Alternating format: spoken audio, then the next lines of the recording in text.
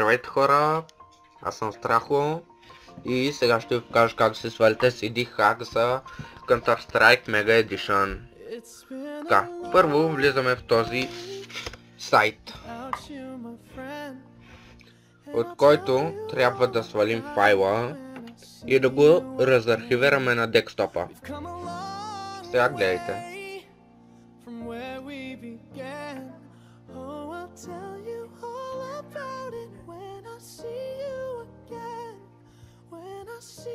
Така, теглим файла. Ще извинявате, но малко ми цепи.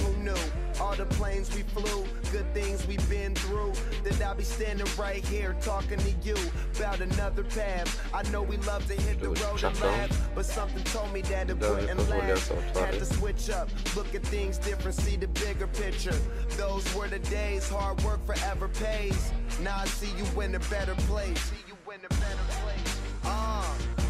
Can we not talk about family when family's all that we got? Everything I would do, you were standing there by my side. And now you go. И най-накрая се отвори. Така, сега го разархивираме на десктопа. Окей.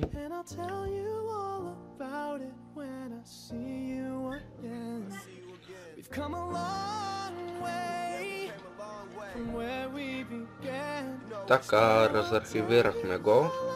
Ето го, това представлява хака. Той работи само на този CS, на CS Mega Edition. Аз няма да ви покажа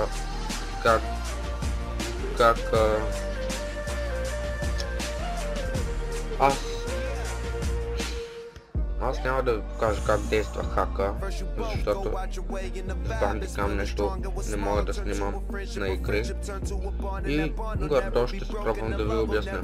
Значи, първо влезете в хака, CD хак и пускате, ето това е хака, пускате го. Трябва да ви излезе и това прозорче и след като ви е излязло, нали, просто цъкате на CS, отваряте го и хака ви се стартира автоматично.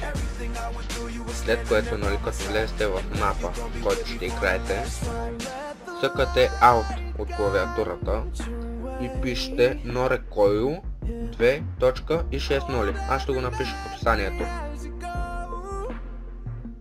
Така. И после давате Caps Lock.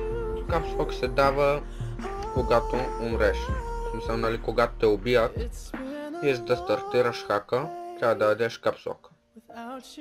Значи, давате Out, пишете Norecoil 2.60, махате Out, нали, давате Enter, махате Out и давате на Caps Lock.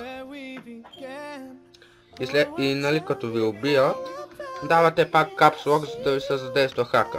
И след като сменят, нали, мапа, давате само Caps Lock и хака си продължава.